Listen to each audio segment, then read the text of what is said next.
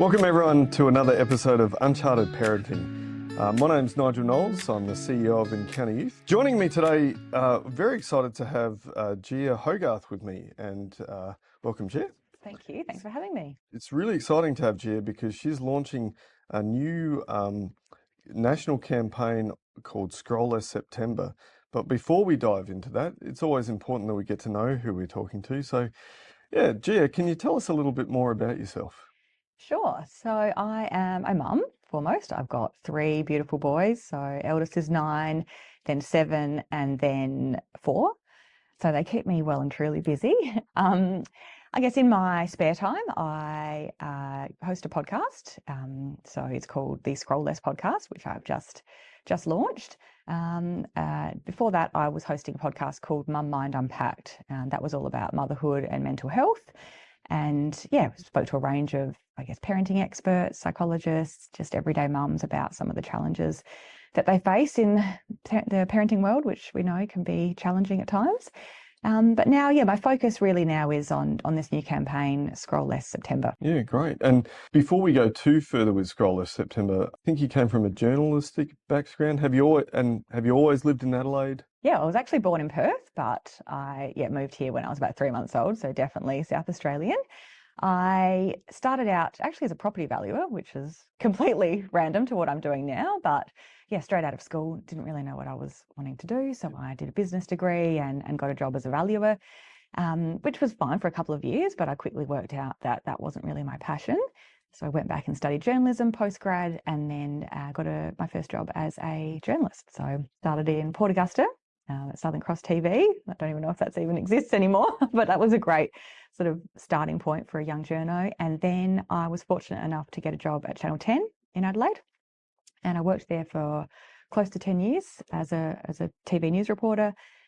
Did some amazing things, got to go to the Rio Olympics. I got to fly over Antarctica. I got to do, fly around in a helicopter. It was a very cool job at the time.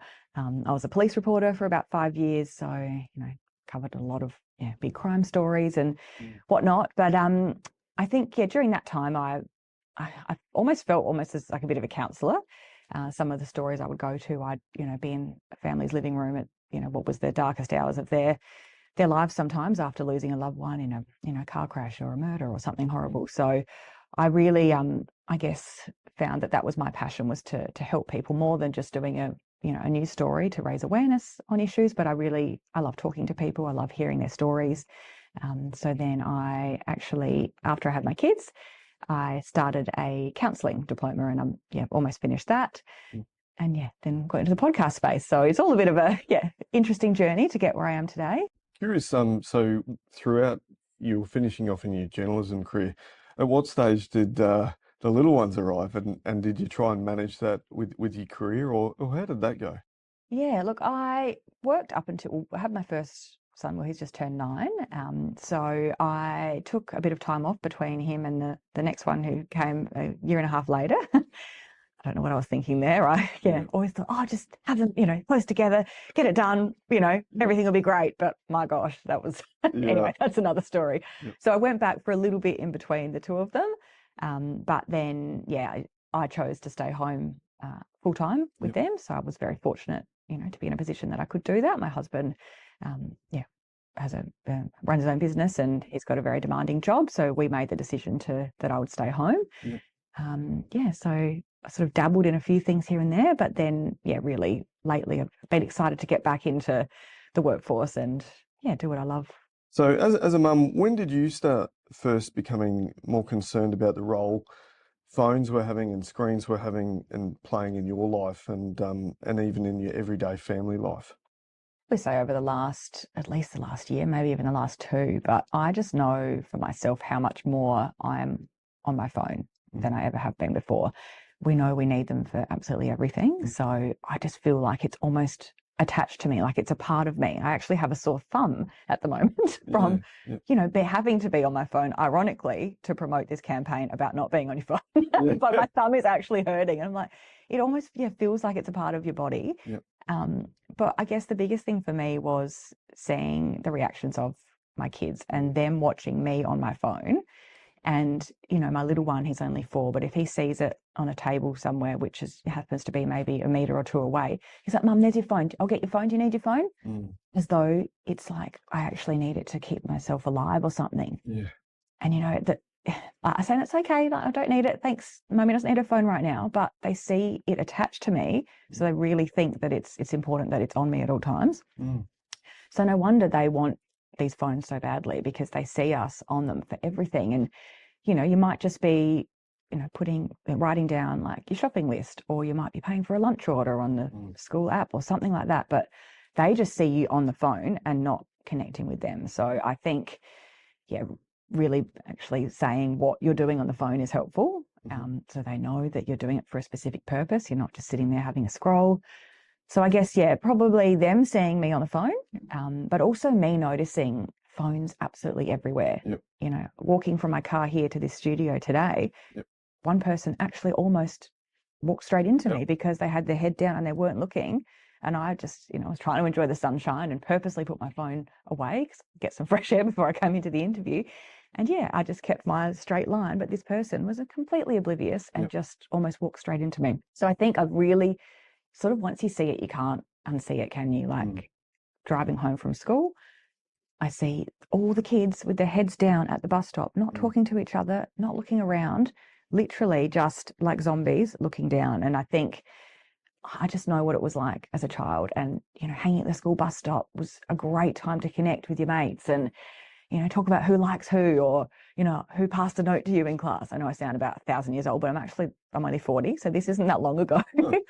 But I think for me, I can't help but see it everywhere. So it's a combination of my own kids calling me out on being on the phone all the time, seeing other people everywhere in society obsessed with these things, and wanting to set a better example for my own children, because it's not that long in the future, then they're going to be asking me for a phone. Same as you, I've got a 9-year-old too. Yeah.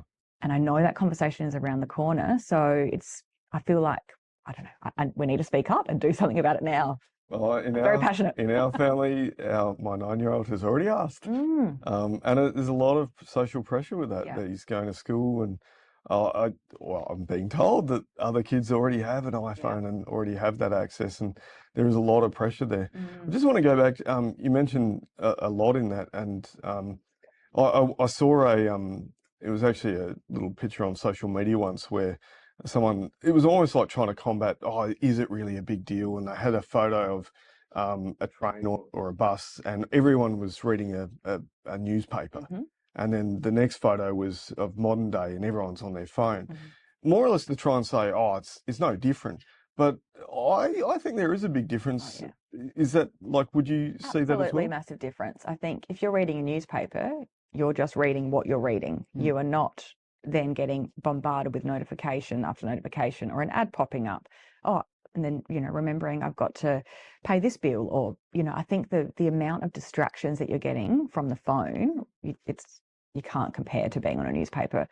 You know, we're on a screen that's lit up all the time. That alone, like the sensory overload of stimulus, watching a screen, it's addictive. And we know that these, you know, the programs on there, social media, they are designed with these dopamine hits that keep you going back for more. And I know for myself that it is addictive. Like, I can admit that I feel very addicted to my phone at times, hence why I've started this. Yeah, one of the things here at Encounter Youth, we've been involved in education and holistic responses to supporting young people and their families. And one of the things is our education program, and it was actually the stimulus for even this very podcast was trying to support families and parents better.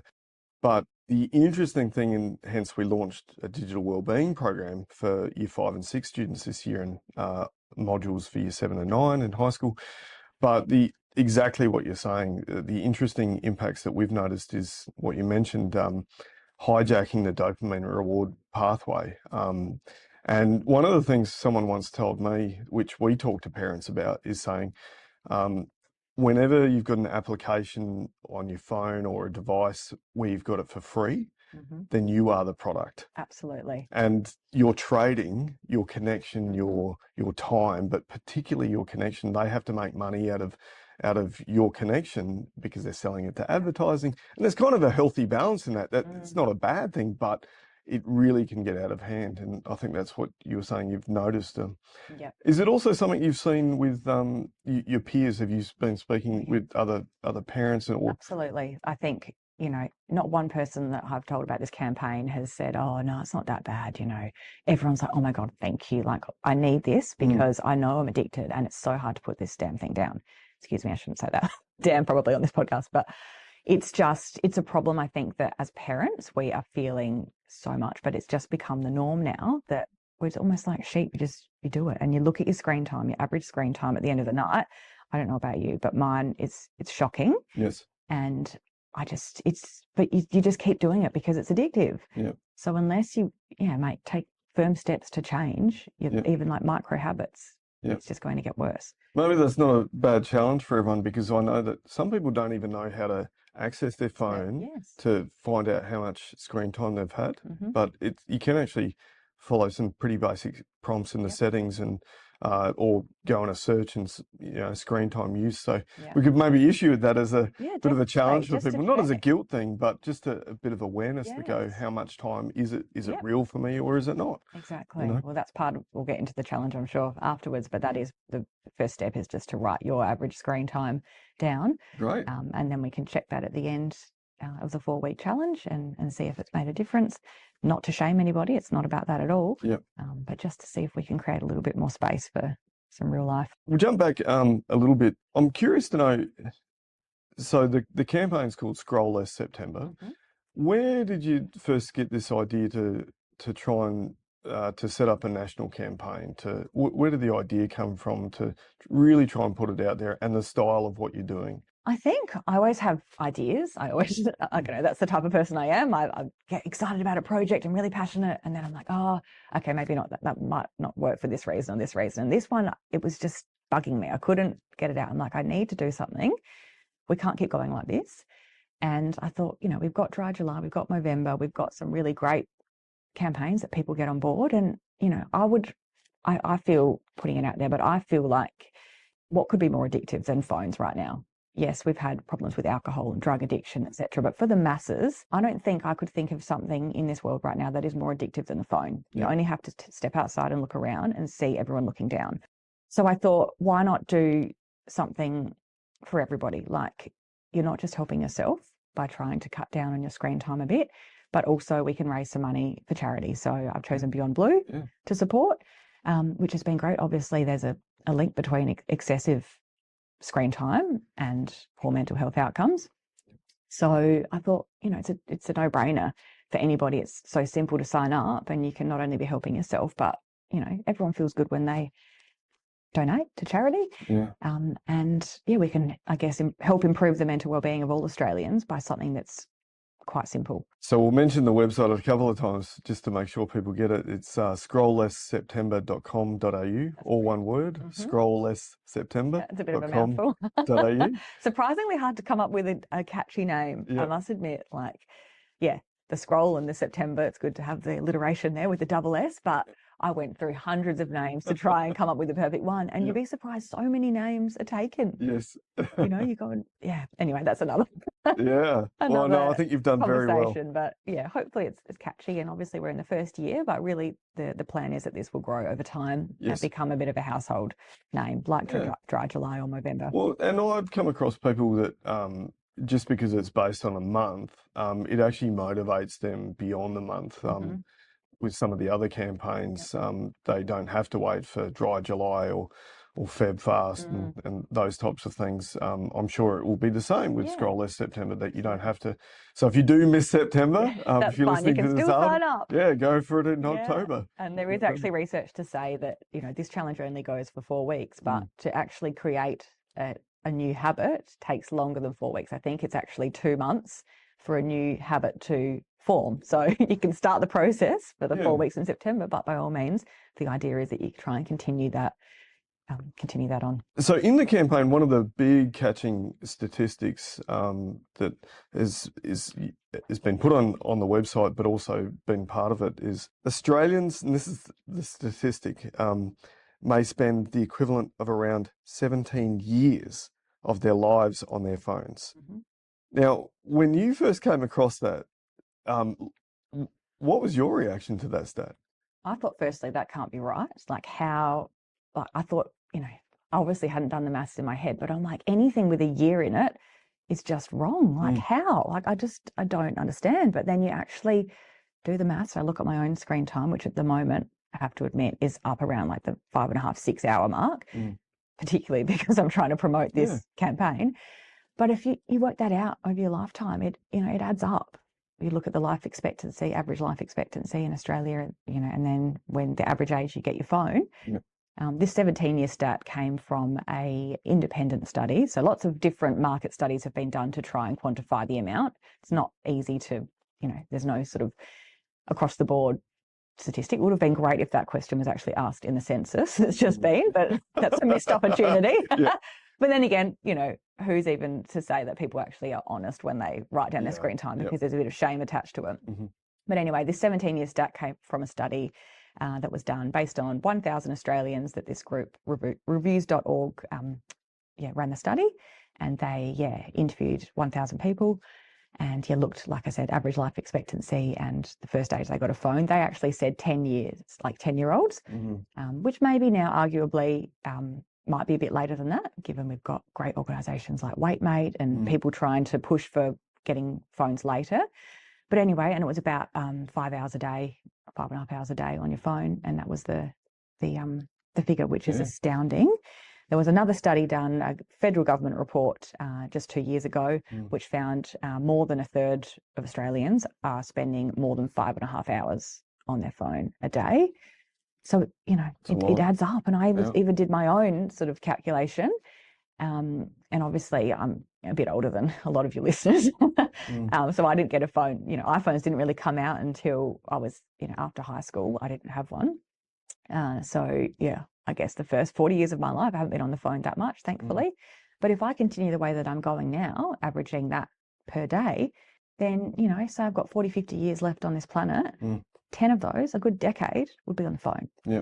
Like that is just, how is that? Yeah. And not all of the time is, of course, scrolling social media and doom scrolling, but it is the fact that we need it for everything, to pay for everything, to research anything, for your Google Maps, for, all your WhatsApp groups for the school. I've got about 20 groups, I think I'm in with my 3 kids, Yep. sport, school, book week, whatever. Yep. So it's not our fault. It's just the way that this modern world is. And I think we really need to look at how we want to spend our time and take back a bit of the control. Some people might hear about the campaign and look into it, and they might look at it and go, well, is this really about, are you just saying what, all technology is bad and we just need to give that up? Definitely not saying phones are bad or tech is bad. Like technology has obviously done some wonderful things and has made our lives in so many ways so much easier. Our phones do connect us to, so much and have been amazing tools. But I think it's more, Scroller September is more about being intentional with when we use them and how we use them. Yep. So, if you're not using it for work or you're not, needing it for a particular purpose, if you are just doing it just to pass the time, and you've got your children or your partner next to you wanting to connect in the real world, it's those sort of moments that maybe if you would like to just look at, I guess, your habits then and see, is this, the phone drawing you in, or is this you? If you want to spend your time like that, by all means, continue as you are. That's fine. Yep. I just know for myself that I don't feel great when I spend that long on my phone. And then I have my little one coming up to me saying, Mummy, put your phone down. Look at me. Look at me, Mum. Yep. Or my other son. Did you listen to what I just said then? Like, why are you saying at the start of every sentence? Like, did you even hear what I said? Because obviously I'm not actually present. So it's all about being a little bit more present in the real world and just being a little bit more intentional. Yep. Don't throw your phone away. We need it. It's here to stay, whether we like it or not, but just being a little bit more mindful and intentional with how we use them. We've talked a little bit about what some of the excessive scrolling and the impact it can happen on families and children, but what are some of the simple things as part of the campaign that you're looking at of trying to encourage particularly parents in their technology use? Yeah, so basically I'll say the way the campaign works is obviously you go on the website and then you just make a simple pledge to change one small phone habit for the month. So that could be like a phone-free daily walk. I know for myself, if I go for a walk, I usually take my phone just in case someone needs me, but chances are you'll be okay. Yep. It's 20 minutes around the block. Yep. Or you could be trying to cut your screen time down by something modest, like 15 or 30 minutes a day. Or it could be no phone at the dinner table. Yep. Or maybe not checking your phone as soon as you wake up. There is research to show that, protecting that sort of first 15 minutes of your day is fantastic if you can. Yep. Obviously, if you need it for work or, some people have alarms on their phone, maybe consider, do you have an old school alarm you can put on or something just to see if it makes a difference to the way you go about the rest of your day. Or likewise, at the end of the night, maybe, switch off just that little bit earlier, read a book or, talk to your partner. So just very, very minute changes that hopefully over time they might stick and, you might notice that you feel a little bit better. Yeah, so it's really great to just even talking about these different types of strategies.